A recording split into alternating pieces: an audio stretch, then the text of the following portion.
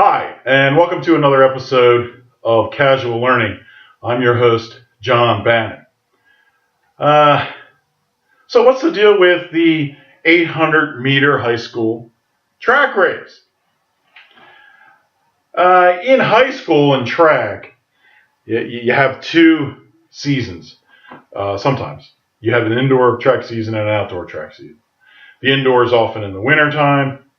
The outdoor season is usually in the spring.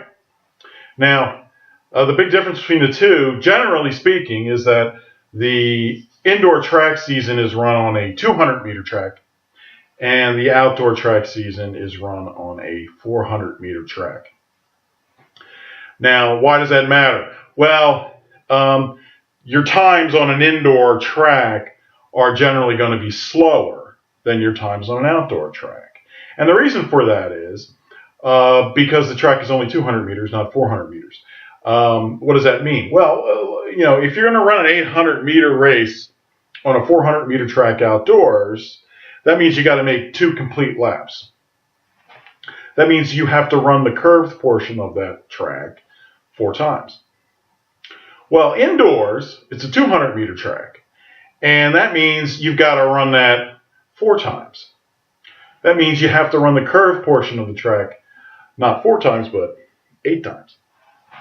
Well, running the curved portion of a track slows you down.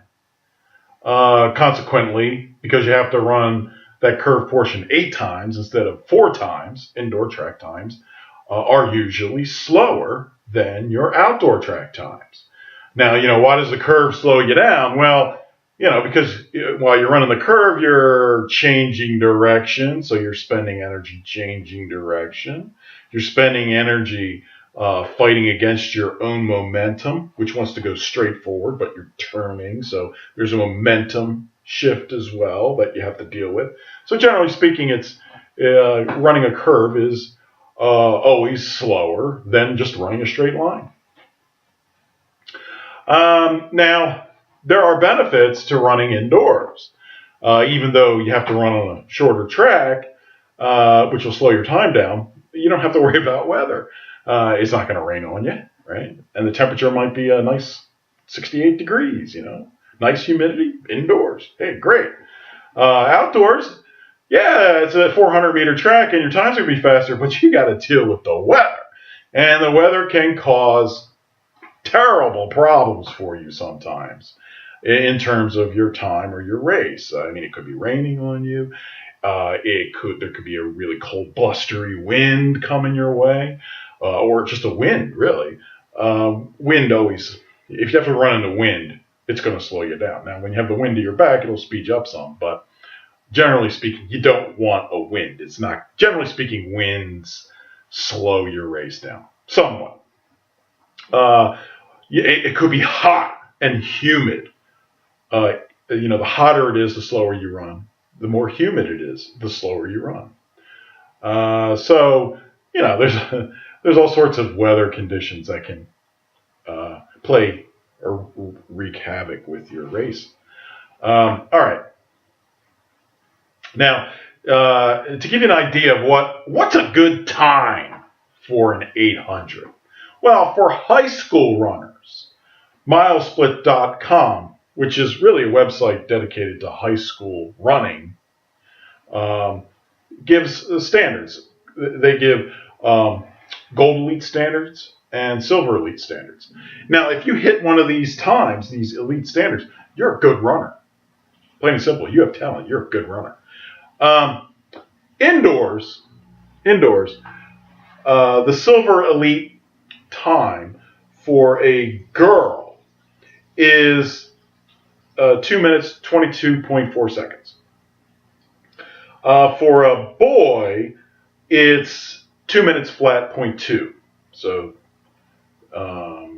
2 minutes flat plus 0.2 of a second. Okay.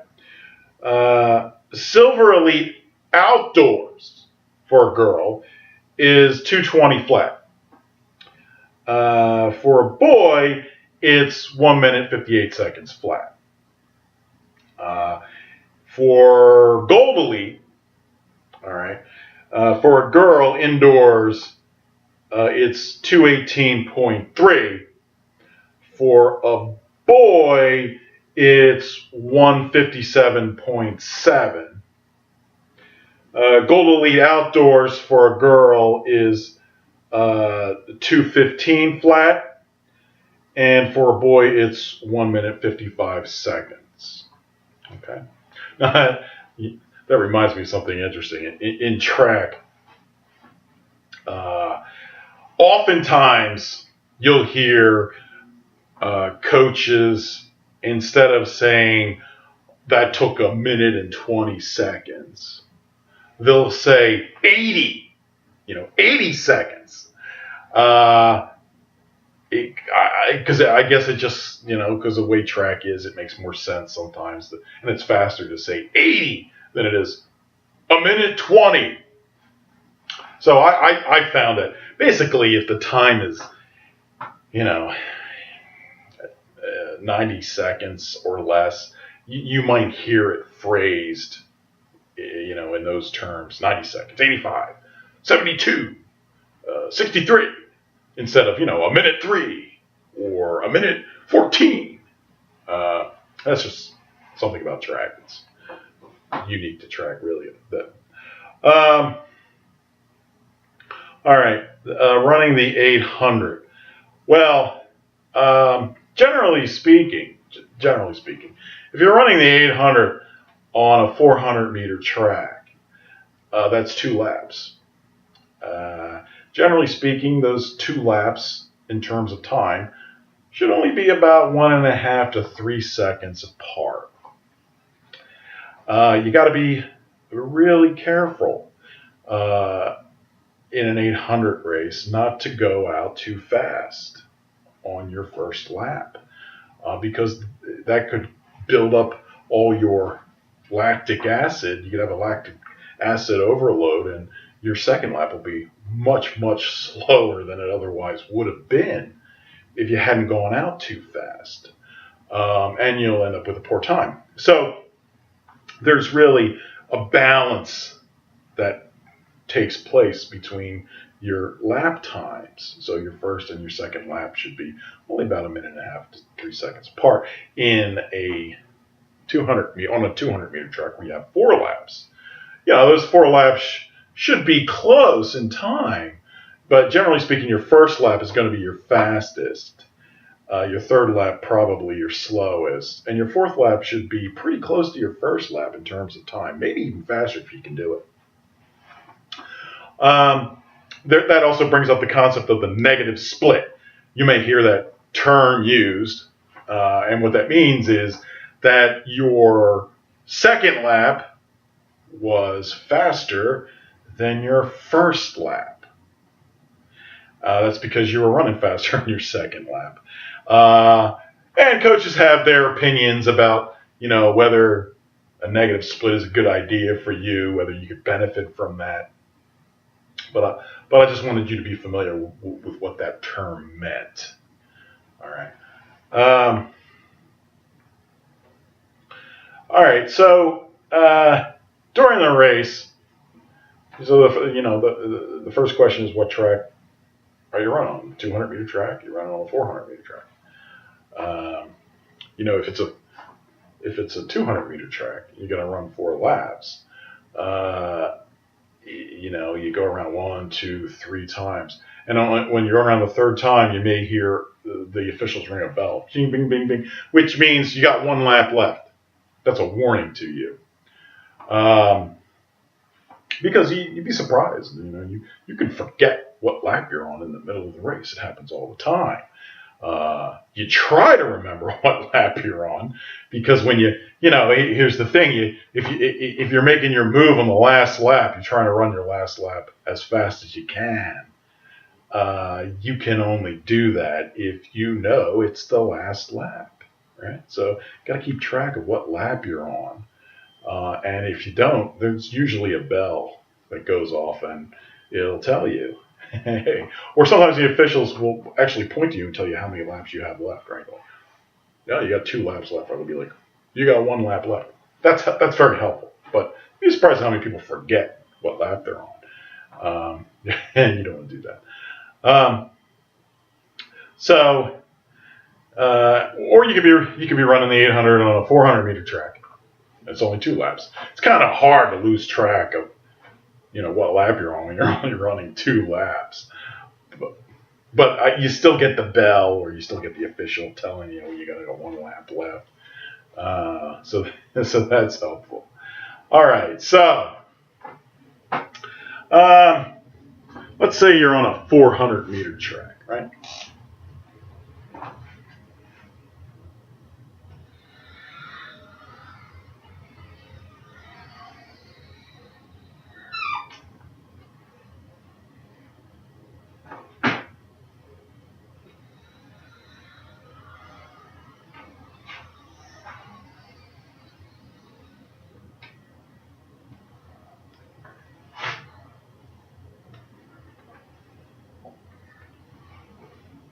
All right, 400 meter track.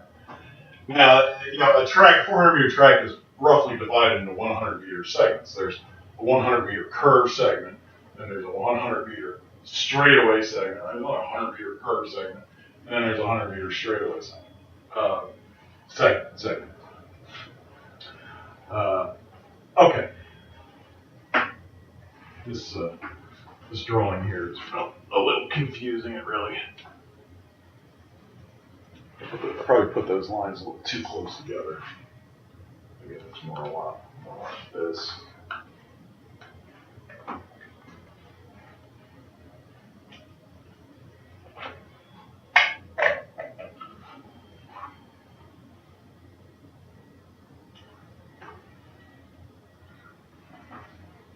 And tracks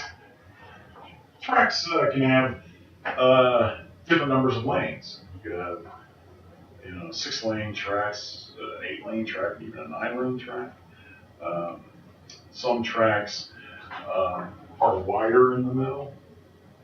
Maybe there's a soccer field in there instead of a football field, so it's slightly wider, and that makes the track slightly more oval, which means it's a little more curved. And some people say that that's faster. I don't know if that's true, but anyway. So let's say, here's the starting line over here.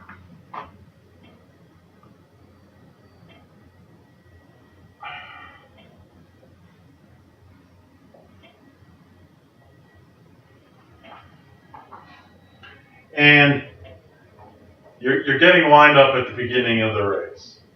Now, you have no control over how many people are running in your race and who those people are. Races are divided into heats, generally speaking. If there's quite a number of runners, there may be different heats of races. And there's always a slow heat or a fast heat, depending on how many heats there are. And sometimes, usually, the fastest heat is the last heat. But I've seen it where the fastest heat was the first heat. But generally speaking, it's the last heat. And, the heat can have a big impact on how fast you run this race. Why? Because you generally run fastest if you're in the fastest heat, because it has the fastest runners. And when you're running against faster people, you tend to run faster. Or maybe your plan is, I want to chase a runner who's slightly faster than me. Well, if you're a fast runner, that runner you want to chase is going to be in the fastest heat. So, depending on what heat you're in, it can really impact how fast you run. And, if you're also going for, let's say, a medal, and it's only going to be given to the top 6 runners, now there's an excellent chance that all 6 of those medals are going to go to the people in the fastest heat. The fastest heat may have, 10, 12 runners in it. But that's probably where it's going to go. And if you're in a slower heat, but you have the time to, say, compete for a medal, well, now you got a problem, because if you have the time to compete for a medal, but you're in a slower heat, then that means you're going to lead your heat in all likelihood. but you have nobody to chase to propel you to go faster, to be able to get a time where you could compete for that medal with the people in the fastest heat. So there's a big advantage in terms of medaling or getting your fastest PRs, if you're a fast runner, from being in the fastest heat. A big advantage. The only way, generally they decide who gets in the fast heat based on their prior times. So they may look up your PR this season or maybe the previous season's PR and figure out what your seed time is. And based on your seed time, they determine what heat you're going to be in. Maybe your coach hands in a card with a handwritten seed time. This is what he thinks you can run. And that's what determines whether you're in the fastest heat or not. So that can have a big impact on how well you do, depending on what heat you're in. But then again, if you're not as fast as the runners in the fastest heat, then you shouldn't be in that heat anyway. And it's not like you're going to get a medal because you were too slow anyway. So, it all depends on how fast a runner you really are. If you're a really fast runner and you want to compete for that medal, you want to make sure you're in the fastest heat. How many heats they have, who knows? Depends on how many runners are going to be running in the 800. It depends on how many runners they stick in each heat. Now, I've seen races where they just jam runners onto the track. So they may start with, even 20 or 22, even possibly 24 runners. I mean, I've seen this. That's an enormous number of runners. When you got that many runners in a race, you're going to get log jams. And the fastest runners are going to have to pass a bunch of slower runners, and that slows their time down. So if you want a really fast time, ideally you don't want to be in a race with a lot of other runners, just the fastest ones that you want to chase. Okay? But then again, you may have very little control over that. So if there's a lot of runners in the race, oftentimes what they'll do is they'll divide the runners, and maybe they'll put the first 4 or 5 runners in what's called a California start, and then the rest of the runners will be back further. So you may get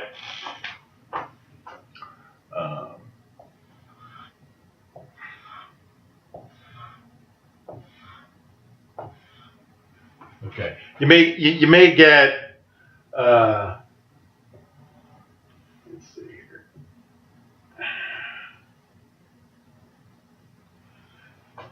You may get some of the fastest runners, the best seeded runners in the race, up here, and the rest of the runners are back here at the start. This is the California start.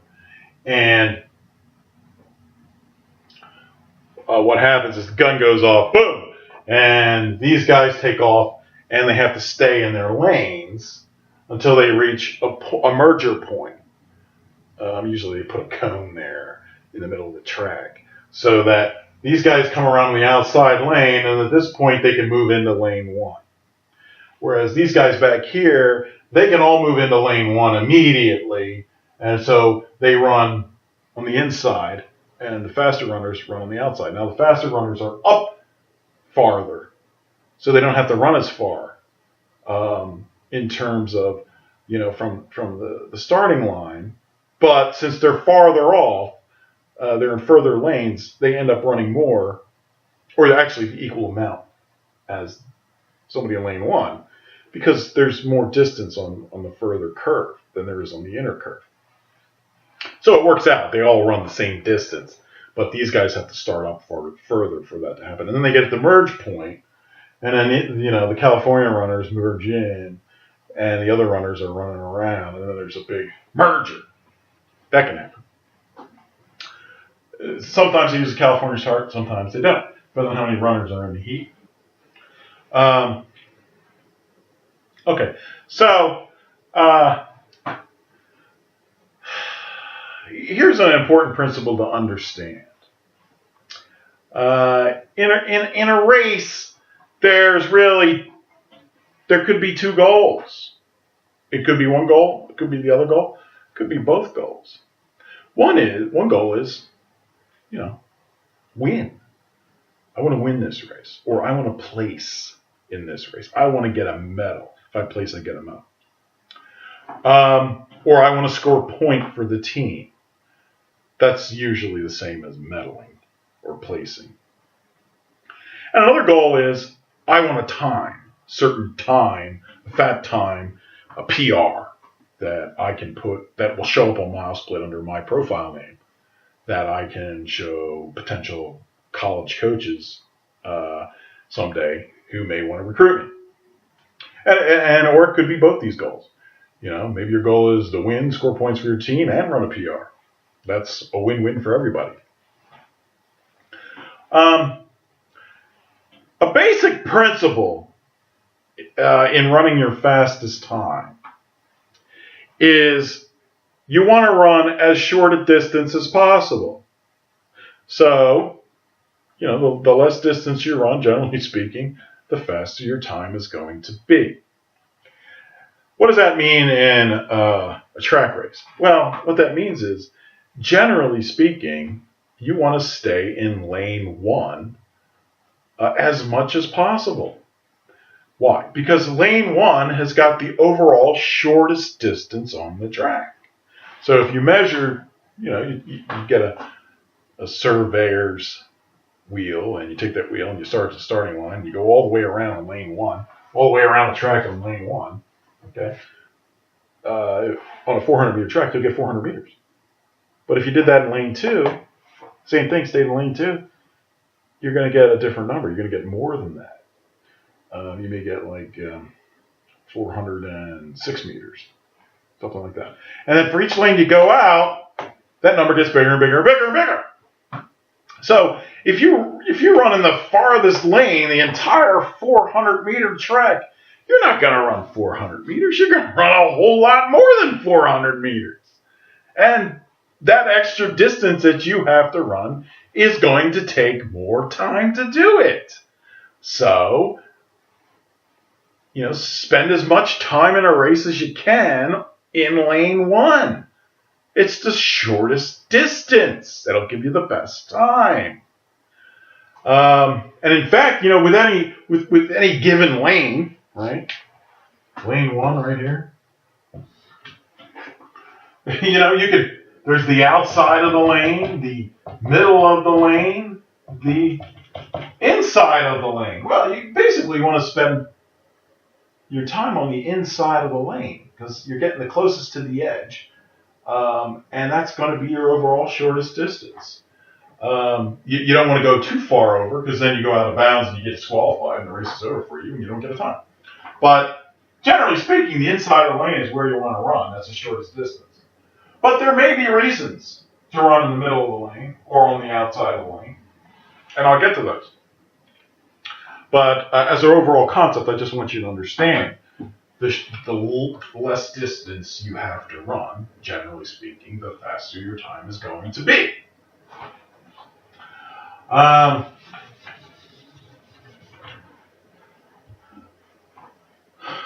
Okay. There are generally two types of strategies, overall strategies for running, racing, I should say. And the one is sitter and kicker, and the other is lead the entire race, or maybe not at the beginning, but lead the entire race. And the sitter and the kicker strategy is basically where you're a runner and you have this great finishing kick in a race, and you can pass a lot of people, beat a lot of people. So what you do is you just hold back during the race. You stay off the leader. You don't act too aggressively towards that leader because you don't want them to run faster because that'll force you to keep up with them. So you want them to kind of ease back and slow down as much as you can lure them into it. And because you're thinking, well, the last 100 meters, I'm going to take off and I'm going to beat them because I'm a kicker. I have a great kick at the end of the race. So the slower they go and stay in the lead, better off for me. Because I'm a kicker. I got this giant battery reserve of energy that I'm going to unleash on that last 100 meters or maybe even 200 meters. And there's no way the leader's going to catch me. I'm gone. I'm going to win this race. And then you have the other strategy where, you're a runner, but you don't have that sort of kick. And that strategy is just to lead the entire race. So you're trying to create as much distance between you and the person behind you, all right, as possible during the race, so that they don't have time to kick and catch you and pass you. All right. So there's two general strategies. It depends on what kind. If you're a kicker, you use the first strategy, sitter and kicker. If you don't have a kick, use the second strategy, lead the entire race. They both work. A lot of coaches seem obsessed with the sitter and the kicker strategy. They really like that. But you can also use the other strategy too. So in the 800, one of the first questions is well, what strategy are you using? Are you a sitter and a kicker, or are you planning to lead this race? Do you want a PR, or do you just want to place and win?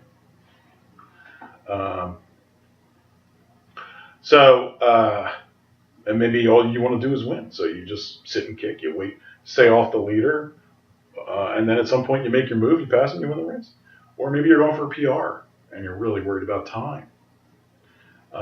And so if you're worried about time, you got to worry about those things that can slow you down in a race. Because you're only going to run your fastest time when the least number of things slow you down. All right, make sense? So what are the kind of things that can, slow you down in an 800 race? Well, there's a few things.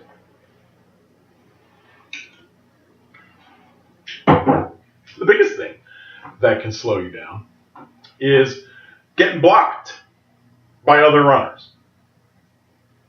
Whether those other runners are in front of you and they're not running the pace that you want, they're running too slow a pace. So until you pass those people, forever amount of time you spend behind them, you're going to get slowed down. That's going to affect your ultimate race time. You can get something called blocked in during a race. Generally speaking, it's a general rule. You don't want to pass on the inside. You generally want to pass on the outside. That means when you're passing, you're going out from lane 1 to lane 2, or to lane 3, or to lane 4, or however far out you have to go in order to pass some runners, and then you go right back into lane 1. Passing on the inside is, well, instead of going out, you go in. So you think, okay, I'm going to sneak in between this runner and the left edge of lane 1. I'm going to sneak in through there. Now, you can do it. It can happen, but most of the time it doesn't. It doesn't work. Normally what happens is that lead runner moves in and blocks you, so you can't run. You can't pass on the inside. And what often happens if you try to pass on the inside is you might get something called blocked in, which is really bad. And what that is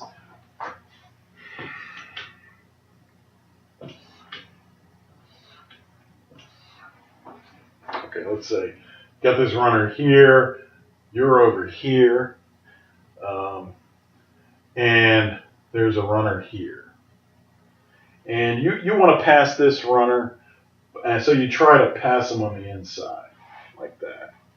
And this runner moves over a little bit, maybe they put their elbow out, and you're not able to pass. But in the meantime, this middle runner has moved up some, and maybe there's another runner behind them, and they move up some. Okay? And then what you find is you can't pass this first guy, you have to move back, and then you try to go to the outside, but you can't because there's somebody here and there's somebody here, and they blocked you in. All right. So you're here and you have somebody there, and now what do? You're blocked in. So you're sitting here, and if these guys are all running too slow a pace for you, you're going to run that slow pace until you get out of being boxed in.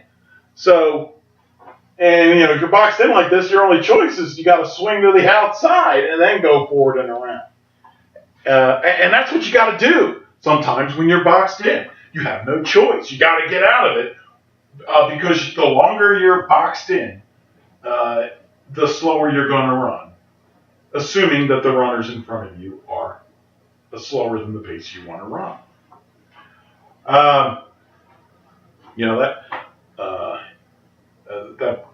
That can also be used to your advantage. Let's say you don't want runners to block you at the beginning of a race, because oftentimes I've seen that happen where you don't get off to a fast start in a race, you don't get into that lead position, and then you're running in the back, or you're running with a few runners in front of you, and they're not going fast enough for what you want to run. They got off to a really fast start because they had a faster start than you did, but then they're not running as fast as you want to once you start gearing yourself up and you're running faster. And what happens is they slow you down. You could use that to your advantage too. If you don't want to get blocked by runners, you could get off to a really fast start, for instance, get in front of everybody in the lead in this race in lane 1, and then slow down some. The pace you took off at the start was far too fast for the pace for the race that you should run.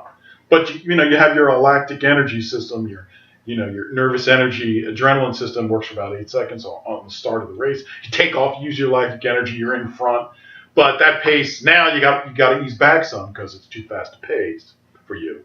But because you're in front, you can block the people behind you, right? So you can start to slow down a little to what you want to run, and the people behind you are now blocked.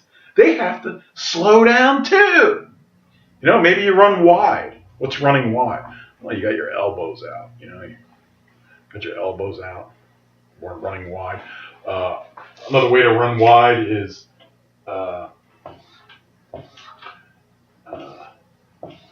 say you're in lane 1. So instead of being in the middle of lane 1 here, you're sort of on the right edge of lane 1. So, and you're running wide, your elbows are sort of out, okay? So you're taking up more space. Harder to pass you when you're running wide. So maybe, you get in front of everybody, you slow down a little bit, and now you're running kind of wide, trying to prevent certain people from passing you. But now you're going your own pace, right? So, or maybe you're a sitter and a kicker. Hey, and you want to do that. You're like, I want a certain pace. I don't want to have to go too fast because I got this enormous kick that I'm going to use in the last 100 meters, and I'm going to beat all you guys unless I get too tired because I've been running too fast in the first part of the race. So maybe you get in the front, you block everybody, you slow down to your pace, and you just try to keep them back there as long as you can. And then the longer they're back there, you're going to win because now you're going to put your kick in and boom, you're going to win the race. So you try that strategy. That helps sometimes. But sometimes it doesn't work because of smart, faster runners behind you and they're like, oh, I'm not having any of this. And they get out second lane, third lane, whatever, take off and pass you. It doesn't always work, but it's something you can do. It is a strategy.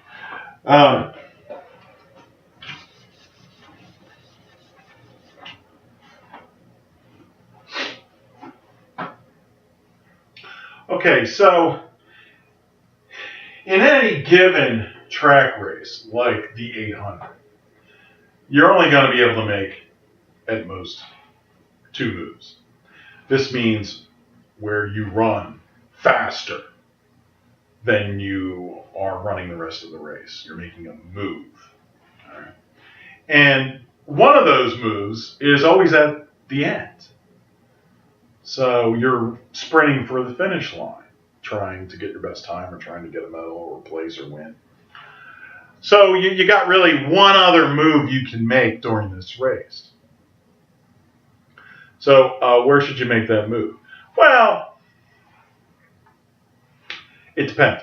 If let's say your race strategy is to chase somebody slightly faster than you, and then maybe beat them at the end, or get a PR because you chased, someone faster than you. Maybe they won, but you still got a PR because you were chasing them, right? Maybe you're trying to stay in their back pocket the entire race. Okay. So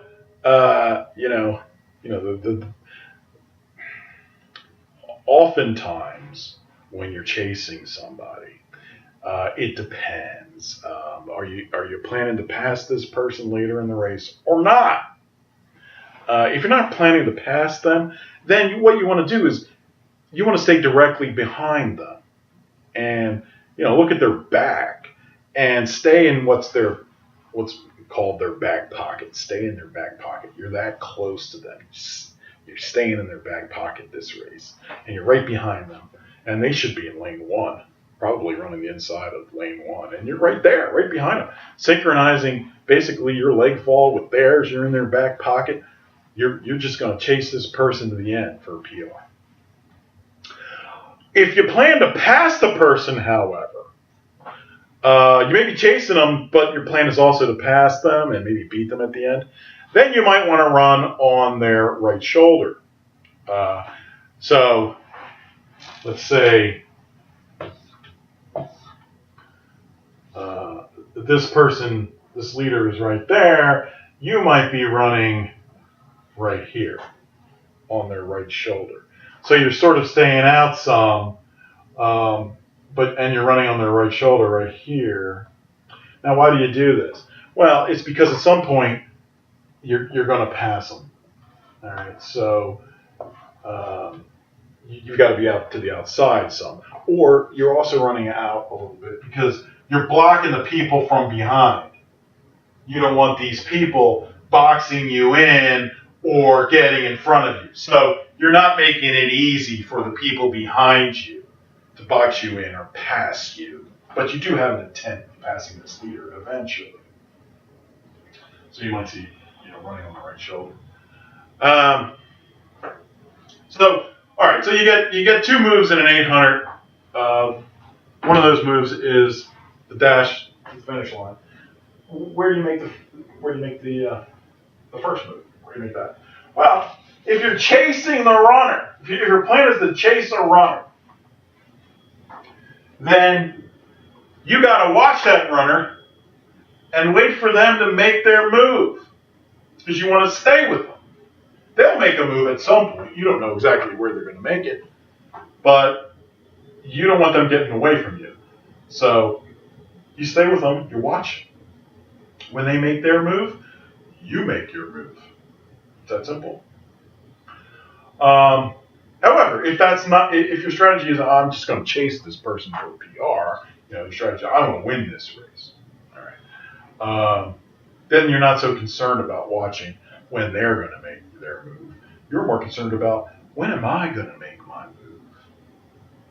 Now, a great place to make that first move is what's called the runner's graveyard, or what I like to call a dead man's curve. Okay. Now, what is that? The runner's graveyard. This is the starting line, and usually in a race, there's a big congregation of people around the starting line. Okay. Maybe spectators, parents, coaches, you name it. But most people like to see the starting line because they like to see the start of the race and the finish of the race. Okay. So let's say it's an 800 race. You take off. You're going around, first lap, right? You're coming down. You're starting to enter runner's graveyard. Well, what's going on here? The spectators, whoever's there, they start cheering and screaming and watching, and runners know this, and that sort of pressure-packed area for them tends to slow people down. They sort of forget that they're in a race. And they're instead looking at the spectators or hearing what's going on there, or, they get all excited because they're getting close to that, where that starting line was, and they forget themselves. And because of that, they forget they're in a race, and they sort of slow down. It has the effect of slowing people down. Psychological. Well, you can use that to your advantage. So if your runners are coming to, the runner's graveyard, and you think, okay, this is a good place where they may start slowing down, that's where you take off. That's where you can distance yourself from those other runners. You stay in the race, say, okay, I'm going to take off now. This is where I'm going to make my move. Because these guys, they're slowing down, they're forgetting they're in the race. Now I'm going to take off, and I'm going to get in the lead, or I'm going to get some distance between me and those people behind me. That's a great place to make a move. The one thing about this place is it is on a curve.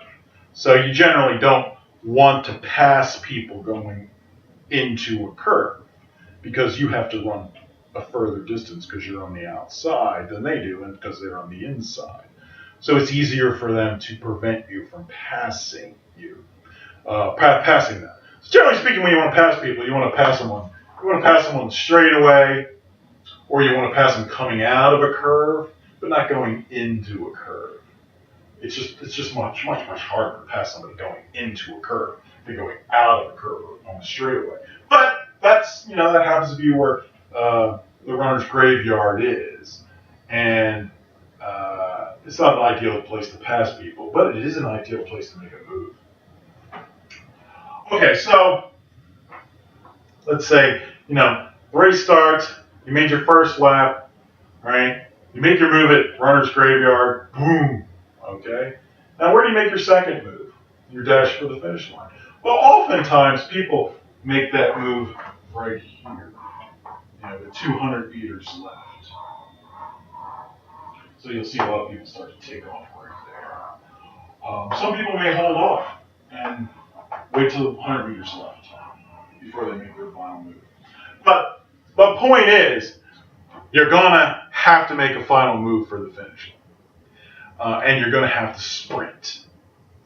And a distance runner doesn't sprint like a sprinter does in terms of arm movement. A distance runner, what they do is they open up their elbows. So instead of running with a 90-degree swinging from the shoulder, open up your elbows some, so it's not 90, but more than that, 110, 120, whatever. And then that sort of lowers the arm some. But you're swinging your arms basically as fast as you can in a sprint, because generally speaking, the faster your arms are swinging, the rest of your legs have to keep up with that, and that makes you run faster. Sprinters generally, they'll sprint with 90 degrees, even to the finish line, and they'll be pumping those arms because they know the faster they pump those arms, the faster those legs have to move to keep up with those arms, the faster they run. All right, so you sprint for the finish line, you make your second move. Hopefully you do well. On a 200-meter track, instead of 2 laps, it's 4 laps. And usually your last move is usually made. It could be the last lap. You hear that bell, boom, you take off sprinting. It could even be 100 meters before the finish line. Your first move, well, you can use the runner's graveyard in the 200-meter track too. Usually indoors, there's an area of the track, the starting line, where all the stands are and everybody's watching. So the same principle applies. Maybe you wait till the second lap or maybe even the third lap to make that first move once you pass the starting line in runner's graveyard. All right.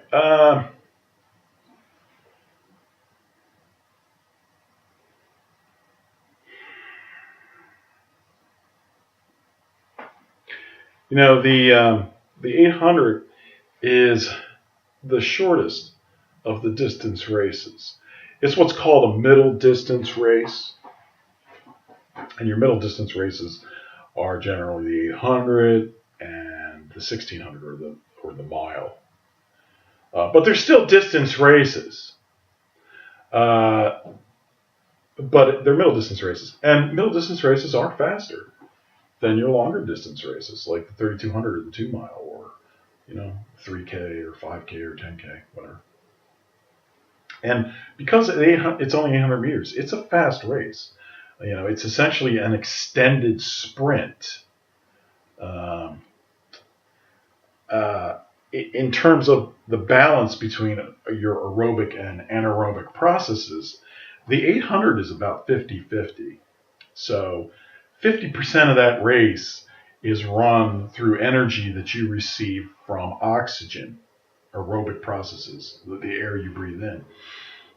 And 50% of that energy is coming from the anaerobic processes that don't use oxygen, but other chemicals to create energy in your muscles. That also, however, creates a lot of lactic acid.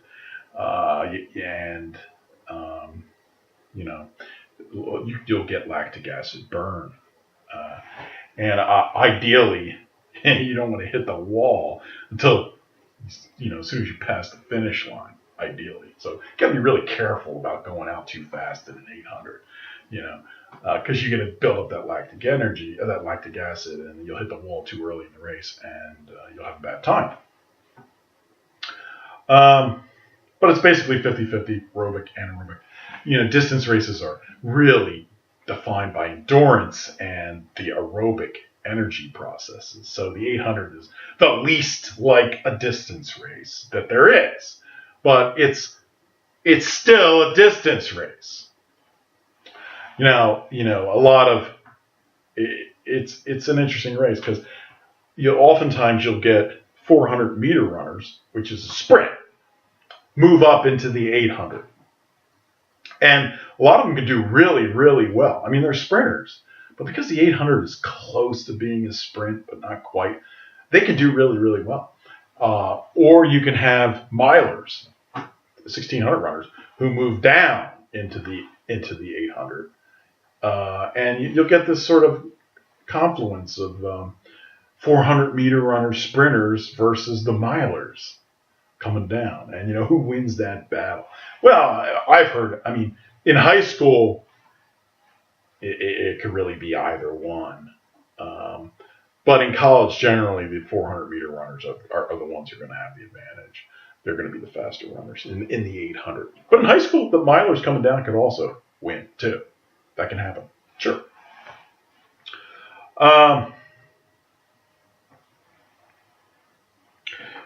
So the 800 is a short race, and you can end up in a tightly packed group of runners going around this track. And remember, you don't want to get blocked, and that's what slows you down. So you run your fastest race with the least amount of getting blocked. So your fastest race comes from chasing a person who's slightly faster than you. They're probably going to win it, but you might be able to beat them at the end. And the least amount of obstacles, and you're running on the left-hand side of the inside of lane 1, the inside lane, for most of the race. If you have to go out to lane 2 or lane 3 or lane 4 to pass somebody, stay in there. Stay on those lanes, as short a period of time as you can, and get back into lane 1 as soon as you're done passing. So, you pass quickly. When you pass somebody, you should do it quickly. Don't cue them into the fact that you're about to pass them, because as soon as they figure out that you're going to pass them, they're going to start running faster, and it's going to make it harder for you to pass them. So you don't really let them know that you're going to pass them. You just come up real quick, get around them as fast as you can, get in front of them, take off. That way you spend the least amount of time in lane 2 or lane 3 getting around them. And you do it quickly. You don't want to elongate a pass, because the longer you're in lane 2 or lane 3, the more distance you're going to end up running ultimately, and that's going to cost you time. So you want to make your passes quick and unexpected. Because as soon as you start passing this person, they're going to see you out of the corner of their eye, and they're going to start moving faster. So you better be passing them fast. So when they start moving faster, you're moving too fast for them, and you're going to get by them anyway and get in front of them, and it's too late for them. That's how you want to pass.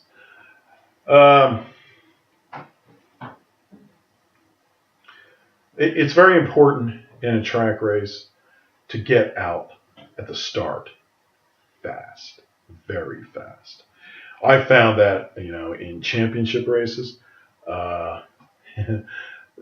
everybody always runs their fastest, and they always get out at the start the fastest they can, and they may be really aggressive and elbowing you and blocking you at the start of a race because they want to win this championship, or it's a championship race and they're all pumped up. And it can be tough getting out to a fast start in a competitive race, but getting out to a fast start is very, very important. Extremely important. You get stuck in the back of the pack at the start of the race, you're just going to get slowed down by all the runners that are in front of you, and chances are you're not going to have a good time, unless you're a sitter and a kicker, and you can pass all these people, even if you have to go out to lane 4 to do it, and you can still win. But you got to be that kind of runner. Not every runner is that kind of runner. So generally, the more people that are in front of you, the slower the race you're going to run. So at the start of the race, you're determining your position in the race, and you want to be up with the leaders. Maybe the leader, maybe right behind the leader. But you don't want to be in the back. The back is, unless you're a sitter and kicker, that's the area for the slower runners. Or unless, of course, you're in a fast heat and you're one of the slow runners in the fast heat. That's different too. When you go into a race like the 800, you want to know in advance who you're running against. You want to know what their PRs are. You want to know what they ran last meet. You want to get a sense of how fast is this person, how fast are they're going to run this race. And then you look for those people in the race. Maybe they're in your heat. If you're in the fastest heat, it's a good chance they're going to be in the fastest heat. You know who they are. You can see, you can identify them from sight, so that you know who it is that maybe you should be chasing in this race. Or maybe some of these other runners aren't as fast as you want to run or as fast as you. And you can't let them in front of you at any point, really, including the start of the race, because they'll slow you down. You should figure, this person is not as fast as me, or I'm going to run faster than that. That means if that person is in front of me, I'm not running as fast as I should be. That means I'm not going to do as well. So knowing who your competition is and what their times are, especially the fastest runners, is really critical. You don't want to go into a race blind, not knowing who you're running against. That's a big mistake. Okay, you can get runners' times from MileSplit. You can look up their teams, find their name on the roster, search their name. You can look at their fat times from their history. You can see, what their PRs are, how fast they run. Unless they're brand new to the sport, like they're freshmen, they don't have any records, and you just don't know. Generally, that information is available. Subscribe to MileSplit.com. It's a great resource for getting all this information from which you can strategize what you want to do in a particular race. Very important resource. In fact, sometimes they have videos on MileSplit.com. You can actually watch a video of one of the main competitors running a previous race. And you can see how they like to run or where they like to make their moves. And you could use that against them in the next race if they follow the same pattern. And there's a good chance they will.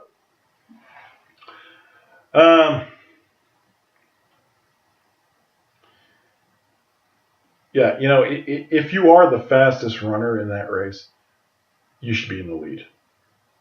There's no point in you not being in the lead, because there isn't a faster runner for you to chase.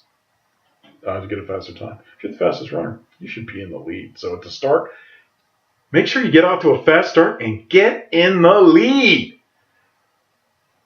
And try to put as much distance between you and the people behind you as possible.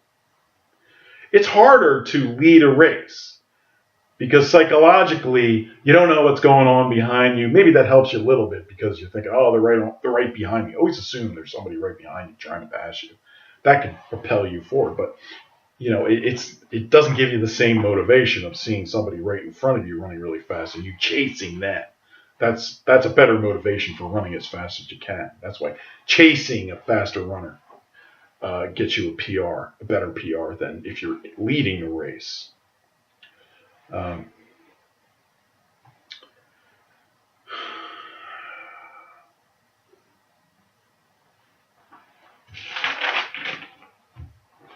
Okay, if you're a serious runner, you should have track shoes. This is an example of an indoor track shoe. Okay, there's a lace locker. It's used for holding down your laces in case you have a problem with laces getting untied during the race. Most people don't have that problem. Some people do, and this is a great little device you get off the internet. It holds the laces down. You open it up and put the laces in there. After you tie them, you close it up with Velcro, and they won't go anywhere. This is a track shoe. A big difference with the track shoe versus a cross-country shoe is track shoe often has this padded area in the back, okay, and maybe it has a different number of spikes. So wrong with the track shoe. You may have to buy a new pair of track shoes every year because they will wear out or they start to fall apart or dry rot or whatever. They don't have the support they used to. But wear track shoes. Why? Because you get the grip from the spikes, which is a great thing. It'll make you run faster. And they're also light, very, very light. So the less weight you're carrying with you during a fast race, generally the faster you're going to run. So it's a very, very light shoe. And, you should race with racing socks. What's a racing sock? It sort of looks like this. It's a very thin but sturdy sock. You can find these at running stores, or you can even find them at sporting goods stores. Breathable.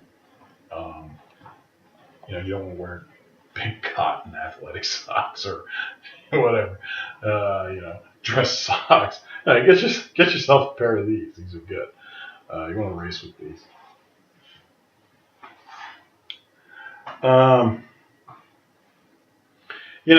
Sometimes, sometimes a meet could be 2 days. And maybe one day you run the 800, and the next day you run the 1600 or the 3200. Well, sometimes you can use a race as also a great track practice, really, because it's speed workout. It's a speed workout too. So maybe you run the 800, and the next day you run the 3200, and what you really did was you ran an 800-meter speed workout the previous day, basically. And that might help you run better in the 3200 the next day. That also brings up another concept of running fresh. What that means is you haven't run any other race that day. This is the first race you've run. So you're running it fresh. And your fastest times, your PRs, not only do they usually come from chasing somebody who's slightly faster than you, they also come from running the race fresh. Very important concept to understand. So what you do is you want to run your fastest time ever, your PR, combine the two. Run a race where you're running somebody who's slightly faster than you. You're chasing somebody who's slightly faster than you. And it's a fresh race for you. That's how you get your fastest time. If it's not the first race that you ran that day, you're always going to run it a little bit slower. Because you're basically somewhat tired from the previous race. How much time it takes to recover from one race to the other depends on you. But, if you get more than an hour under your belt between races, you're in pretty good shape for the next race. But you won't be fresh. You'll never be fresh if you've already run a race. That doesn't mean, every race you have to run fresh. It's only if you're going for that PR that you want to make sure that you're fresh.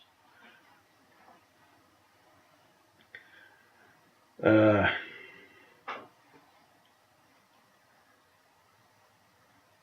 the training for the 800 is it's like all other track training. It's got the same components, basically. Your VO2 max and lactic threshold or tempo runs and your speed workout and your long days and your short days and your active recovery days. But your speed workouts might be a little different. You might be using shorter distances in your intervals or your repeats. You might be running primarily 200s and 400s instead of, let's say, 400s and 800s. You may be focusing on those shorter distances because the 800 is a shorter race. So a common technique is for your interval distance to be maybe a quarter of the distance of the race you're training for. So the 800, a quarter of that would be a 200. So you figure, well, I want to run a race pace of whatever, and you practice that race pace on your 200. So you hit that race pace on your 200 each time you run it. And then what is an 800? It's really just doing that 4 times in a row. So it gets you closer to being able to hit your goal time. Yeah, maybe you take the 800, you divide it in half, and you run 400s, a couple 400s, or maybe you have a goal pace for each 400 that you want to hit to get that eventual 800 time, and you practice running that pace, each of those 400s, to get your body closer and closer to running the complete 800 at that particular pace. That's one training method for hitting a specific goal time in an 800.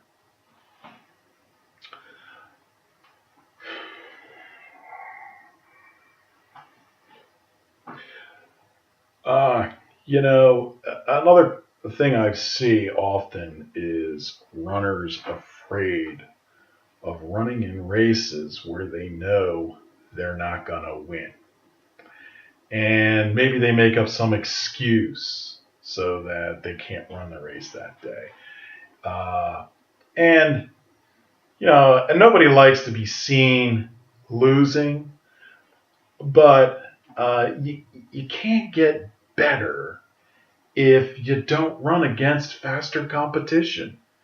A race is a very important training tool, too, towards learning strategy in a race and how to run faster, and especially when you run against faster people who can beat you. It's a good thing. It's a good training thing. So you shouldn't feel bad about not winning a race or maybe not medaling a race, because it always serves a training purpose, too. You don't shy away from your competition if you want to be a champion. You just don't.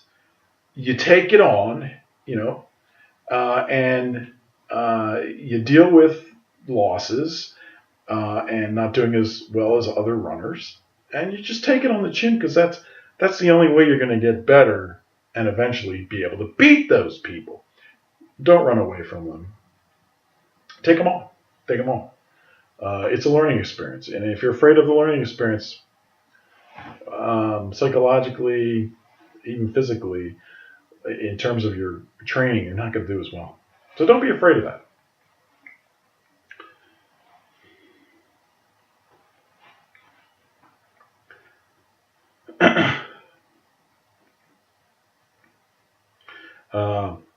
It's also helpful in a race to know what your lap times are. And how much time did it take you to go around the first lap, second lap, third lap, fourth lap, or in a 400 meter track? How much time did it take you to go around the first lap, and then how much time did it take you to go around the second lap? Oftentimes, you'll have coaches with stopwatches positioning themselves somewhere so that they can time the race from the start and then give you your split time, and then they may scream it out to you, what you ran, what your time was. And that can be very important in a race to know what your lap time is, because you want to make sure you don't go out too fast. But you also want to make sure you're not running too slow and that you're keeping up with the plan. What is the plan pace? What do you think I should run these laps? It's always good to go into a race, knowing what your basic goal lap time is for each lap. What is it? So if you hear that lap time and it's not what it should be, maybe you got to speed up so that the second lap time is correct, or maybe you got to slow down a little bit so that you don't burn yourself out too early in this race. So that can be very helpful information. But usually the lap time is something that you're only going to get if some coach screams it out to you. You might be able to pick the lap time off of a display, an electronic display, if they have one there. But you got to be good. You'd have to be good. You'd have to be able to read that while you're running, which some people, I suppose, could do that. Some people just don't. They're too involved in the race to think about, okay, what's that display say in terms of my lap time? So hopefully you have a coach yelling it out to you. Or maybe a parent. A parent can yell it out to you if they know, how to time a lap time. If you're a parent, how do you time a lap time? Well, you get yourself a stopwatch and you use your index finger, not your thumb. Why? Because your index finger is faster. It's faster, more reactive. So in the start of the race, you wait for the gun. And do you wait to hear the gun? No! You look at the gun intently, right at the start of the race, and you look for that smoke that comes out of the gun. If it's a real, if it's blank, a real gun. If it's not, then you gotta wait for the sound. But you look for the smoke, and when you see the smoke, you use your index finger and you go, start the watch. Because, you'll see the smoke happen instantaneously, basically, because it's going at the speed of light, as opposed to sound, which takes some time to travel. Generally speaking, a handheld time is about 0.24 seconds faster than the fat time or electronic time. So if you time a race, there's a good chance when that race time actually comes out on the list that the fat time is going to be about 0.24 seconds slower than what you got on your watch. So how do you time this? You see the smoke of the gun, index finger. They're coming around to the first lap. You look for them to pass the line. As soon as you sort of see them pass that line, you hit this other button. Gives you the split time. And then maybe you yell it out. Oh, you ran blah, blah, blah, blah. However, you need to position yourself in such a way that you can do that. So, if you're going to give them the split time off the starting line, you might want to stand over here, right? So that you can see them pass this line, press your button, but it still gives you enough time to read the time on your watch so you can yell it to them as they pass so that they can hear it. All right.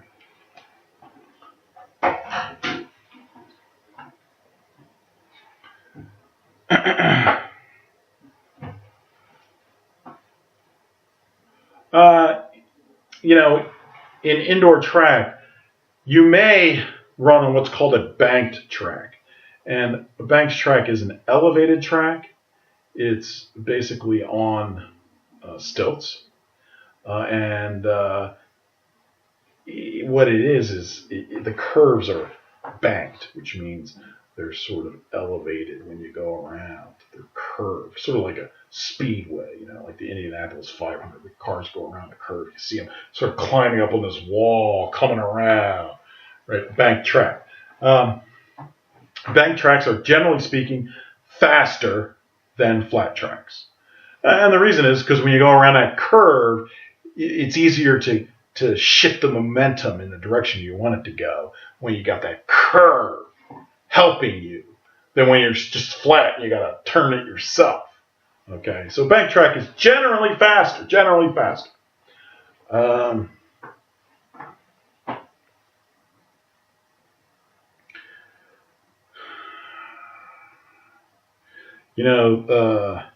When you're running an 800, it's a fast race. And there's going to be a lot of bunching up of fast runners at the finish line. So in an 800, just like a sprinter, you really should head bob as you pass the line. Because that could be the difference between you winning and you losing. And when you pass that finish line, you want to run through the finish line. Don't stop at the finish line. A lot of people run up and basically slow down right before they hit the finish line. Don't do that. That's a really bad habit. What you want to do is, let's say, this is the finish line here. Imagine that the finish line, have an imaginary finish line, 10 meters in front of the real finish line. And you're racing for that one. You're racing for the imaginary finish line, okay? And that way, you'll go through the real finish line fast, which you want to do because some of these races are really close. And you do your head bob, and you're going for that imaginary finish line because you want to run through the real finish line as fast as you can. Close races can be decided by hundredths of a second, and that's like faster than the blink of the eye. So these sort of little tricks can be the difference between winning and losing.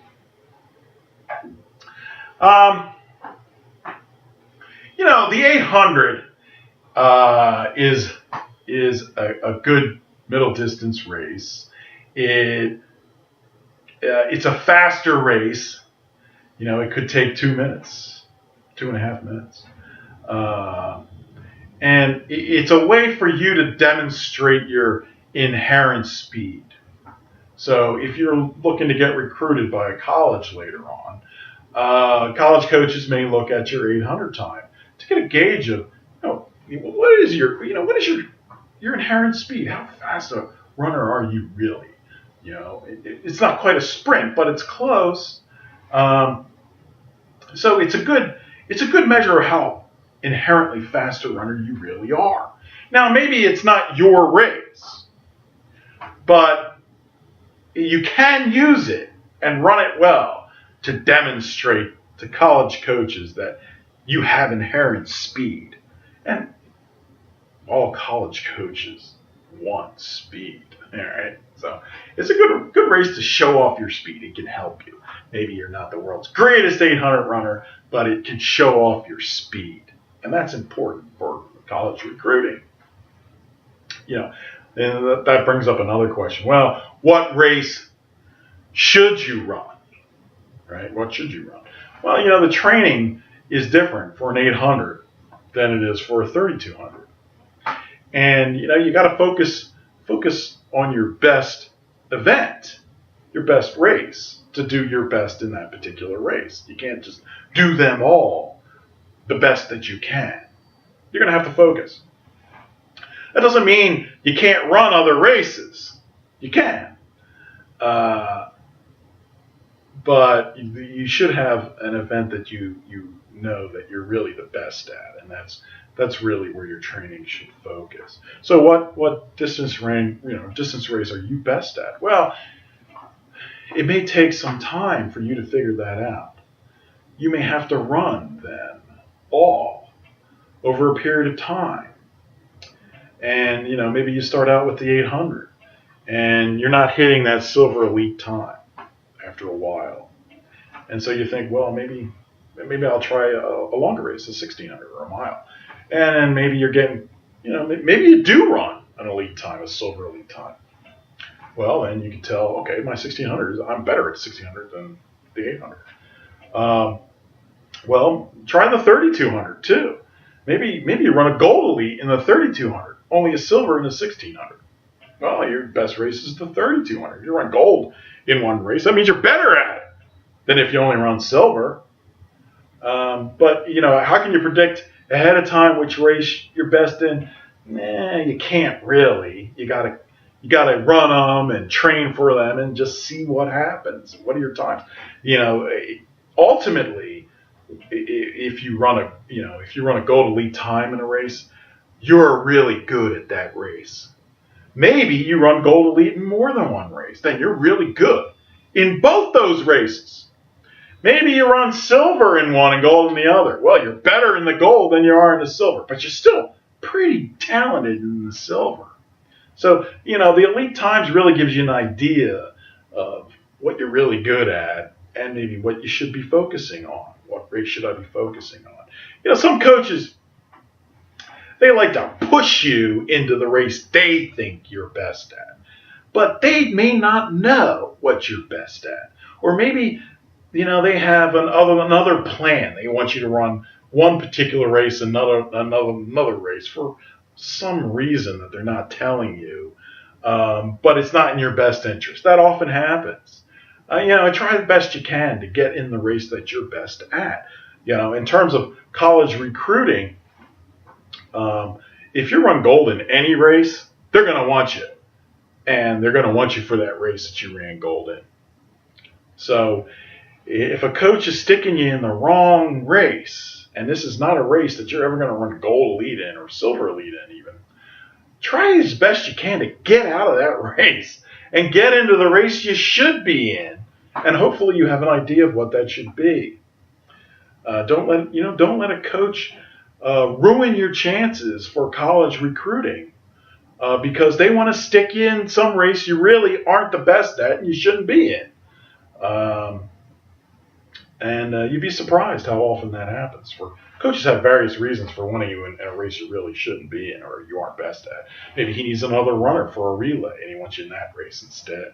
Or maybe he doesn't want you in the 3200, for instance, because it's a really long race and it's at the end of the meet and he wants to go home and he doesn't want to wait around for it. That's another possibility. I mean, coaches, they have lives too, and they have their own, agendas. They will tell you what it is, but they have their own reasons for wanting one thing or another. Or maybe they just they just don't identify what race you're best at because they're not paying attention, or they're not that great a coach. That's possible too. Or they're not looking out for your interest. Or maybe they got, 100 kids they have to watch, and they're not paying attention to you, and they're not really worried about your career. That's another thing. If you want to be recruited for college running, you better be concerned with your own career. Because chances are the coach is not that concerned, They're going to go home and eat dinner, and they're not going to worry about you and your college career. So you better be the one worrying about it. All right, that's a lot about the 800. I think I covered everything. If you have any questions, leave me a comment below. Maybe I can answer, do another installment, give you more specifics. And if you like what you see, press the subscribe button below, please. All right. Well, thanks for watching, everybody. Take care.